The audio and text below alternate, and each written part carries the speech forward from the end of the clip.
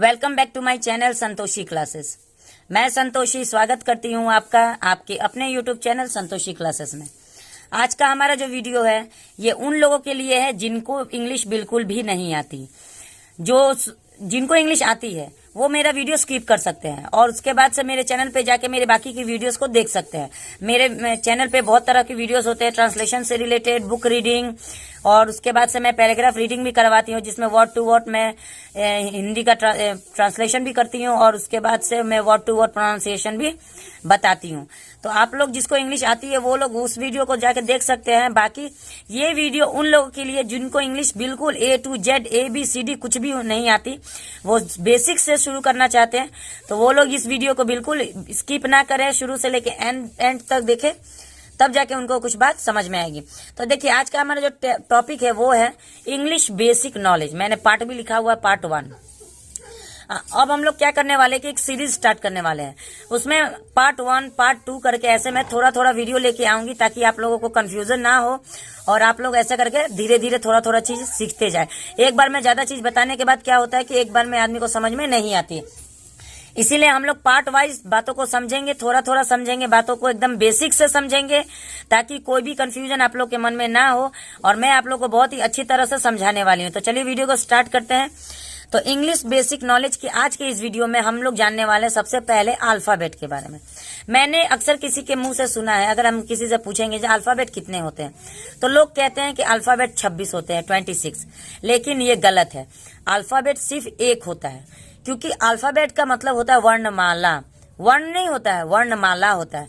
वर्णमाला ए से लेके जो जेड तक होता है 26 लेटर्स, उस टोटल को मिला के हम लोग बोलते हैं वर्णमाला।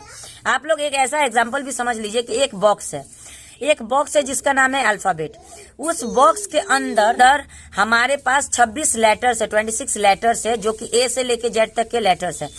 उन सभी बॉक्स के अंदर 26 जो है वो लेटर्स है और जो बॉक्स का नाम है वो है अल्फाबेट। तो इतना क्लियर हो गया, अल्फाबेट का मतलब वर्णमाला होता है जो कि सिर्फ एक होता है ए से लेके जेड तक। चलिए ये तो क्लियर हो गया। अब हम लोग समझेंगे 26 लेटर्स के बारे में। लेटर्स को हम लोग वर्ण भी कह सकते हैं। 26 वर्ण का होता है एक वर्णमाला और 26 लेटर का होता है एक अल्फाबेट। तो 26 वर्ण में 2 भागों में बांटा गया है। सबसे पहला भाग है कॉन्सोनेंट और दूसरा है वॉवेल। तो चलिए अब हम लोग शुरू करते हैं लेटर के बारे में। अल्फाबेट के बारे में हम लोगों ने जान लिया कि अल्फाबेट क्या होता है। अल्फाबेट एक होता है, उसके अंदर 26 लेटर्स होते हैं। तो हम लोगों ने लेटर्स को क्या किया है, 2 भागों में बांटा है, कॉन्सोनेंट एंड वॉवेल।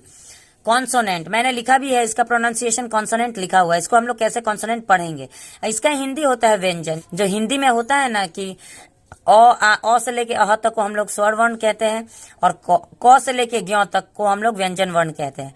उसी तरह व्यंजन को इंग्लिश में कॉन्सोनेंट कहा गया है और वावेल को स्वर कहा गया है। तो देखिए सबसे पहले हम वावेल के बारे में समझेंगे, क्योंकि अगर कॉन्सोनेंट के बारे में समझेंगे तो वावेल समझने में कंफ्यूजन हो जाएगा। तो वावेल क्या होता है कि हमारे पास 5 वावेल होते हैं। हमारे पूरे अल्फाबेट में 5 वावेल होते हैं, A-E-I-O-U, ये 5 वावेल होते हैं जिसको हम लोग स्वर वर्ण भी कह सकते हैं। जैसे हिंदी में होता है कि अगर बिना मात्रा के हम लोग कोई भी शब्द नहीं लिख सकते हैं, उसी तरह बिना वावेल के हम लोग इंग्लिश का कोई भी शब्द नहीं लिख सकते हैं। हर एक इंग्लिश शब्द में हमें वावेल लिखना पड़ता है। ये मात्रा मान के चलिए कि इंग्लिश में ये मात्रा के रूप में काम करता है, A-E-I-O-U। अब देखिए आप लोग बोलेंगे कि ये तो 5 है तो ये याद हो जाएगा A-E-I-O-U, लेकिन कॉन्सोनेंट तो 21 हो गया ना। 26 में से अगर हम 5 को 21 तो हमारा कितना बचा 21। तो 21 को याद करना पॉसिबल तो नहीं है ना, इतना तो आदमी ये नहीं याद कर पाएगा। तो हम लोग क्या करेंगे, ए से लेके जेड तक पहले आप लोग पढ़िए, ठीक है। जैसे A-B-C-D-E। अब आप लोग सोचिए कि ई तो हमारा वावेल है। फिर F-G-H-I भी हमारा वावेल है, क्योंकि हमने पढ़ा है A-E-I-O-U। तो A-E-I-O-U में जो भी 5 पूरे कॉन्सोनेंट में 5 अगर निकाल देने के बाद जो भी बचता है 21, जो भी बचता है वो सारे हमारे कॉन्सोनेंट यानी व्यंजन होते हैं। यहाँ चलिए अब इतना क्लियर हो गया, आपने अल्फाबेट को समझ लिया ए से जेड तक, लेटर को भी समझ लिया अलग अलग कॉन्सोनेंट और वावेल में। तो कॉन्सोनेंट व्यंजन होता है और वावेल स्वर होता है, जिसको हम लोग मात्रा के रूप में यूज करते हैं इंग्लिश के कोई भी वर्ड में। अब हम लोग जानेंगे लेटर, वर्ड एंड सेंटेंस। धीरे धीरे एक एक करके बेसिक बातें मैं समझाती जा रही हूँ, आप लोग प्लीज स्किप मत करिएगा, ध्यान से देखिएगा। लेटर अभी हम लोगों ने पढ़ा कि लेटर हमारा 26 होता है, ठीक है। SHYAM, मैंने एक अलग अलग लेटर लिखा है, ये भी एक लेटर है, ये भी एक लेटर है, ये भी एक लेटर है, ये भी एक लेटर है और ये भी एक लेटर है। लेटर अगर हम अभी लिखेंगे तो पूरा 26 लेटर लिखने के लिए जगह नहीं है, एग्जाम्पल के लिए मैंने दिखाया है 5 लेटर लिख के। अब आप लेटर समझ में आ गया, लेटर क्या है, एक एक अक्षर को, इसको हिंदी में हम लोग अक्षर कहते हैं, एक एक अक्षर को हम लोग लेटर के नाम से जानते हैं। अब हम लोग देखेंगे वर्ड, तो वर्ड कैसे बनता है, तो एक एक लेटर को मिलाने के बाद वर्ड बनता है। अब इसका भी एक रूल है, ऐसा नहीं कि कुछ भी कोई भी लेटर आप मिला देंगे तो वर्ड बन जाएगा, नहीं। ऐसा लेटर हम मिलाएंगे, जो भी लेटर हम मिलाएंगे, अगर वो एक कंप्लीट सेंस बनाता है या कोई ऐसा शब्द बनाता है जिसका कोई अर्थ निकलता हो, तभी जाके वो वर्ड बनेगा या शब्द बनेगा। जैसे अगर हम SHYAM, ये अलग अलग लेटर है, इसको एक साथ लिखे हैं तो श्याम बना है, तो श्याम, हाँ श्याम तो एक अर्थ बना रहा है क्योंकि एक लड़के का नाम है श्याम, ये एक शब्द माना जाएगा, एक वर्ड माना जा सकता है।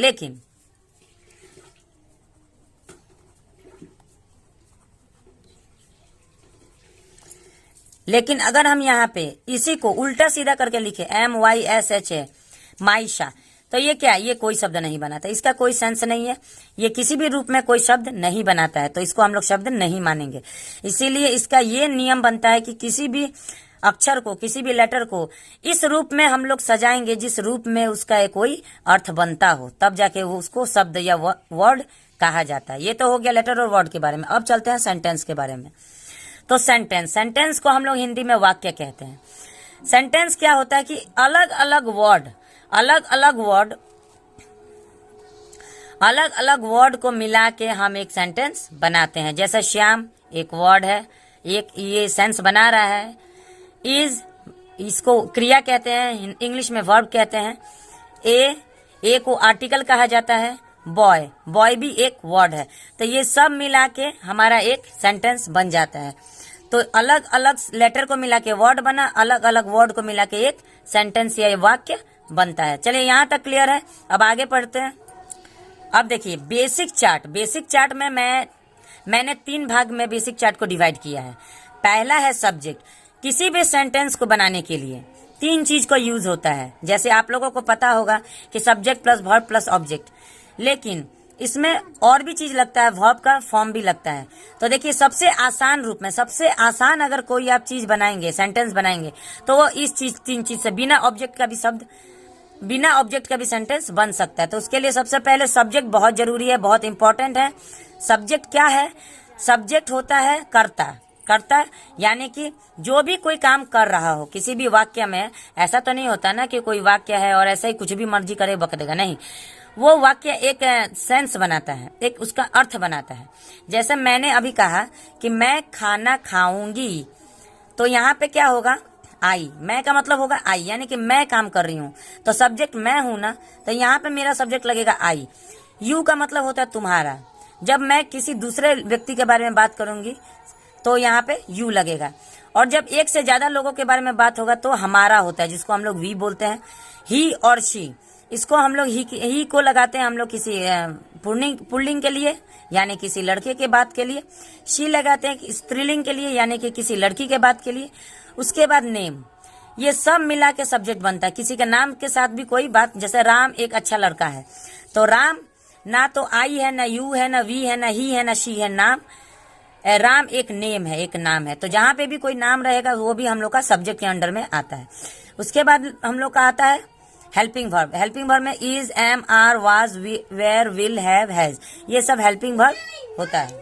उसके बाद हम लोग बात करते हैं वर्ब का फॉर्म। वर्ब का 3 फॉर्म होता है, वर्ब 1, वर्ब 2 एंड वर्ब 3। ईट का 3 फॉर्म होता है, ईट, एट, ईटन। उसके बाद गो का अगर हम बात करेंगे तो गो, वेंट एंड गन। ये 2 मैंने एग्जांपल में लिया, ईट का और गो का। वैसे बहुत सा वर्ड होता है जिसका वर्ब हम लोग को याद करना पड़ता है, वर्ब का 3 फॉर्म याद करना पड़ता है। ये किसी भी थ्योरी से नहीं सॉल्व होता है, इसको हम लोग को याद करना पड़ता है। चलिए आज के वीडियो में ज्यादा नहीं कवर करेंगे, इतना ही कवर करेंगे। अगर आपको मेरा वीडियो अच्छा लगा हो, मेरे पढ़ाने का तरीका अच्छा लगा हो, तो प्लीज़ मेरे वीडियो को लाइक करें, और चैनल पे पहली बार हो तो प्लीज़ चैनल को सब्सक्राइब करें और बेल बटन भी दबाना ना भूलें। मिलते हैं नेक्स्ट वीडियो।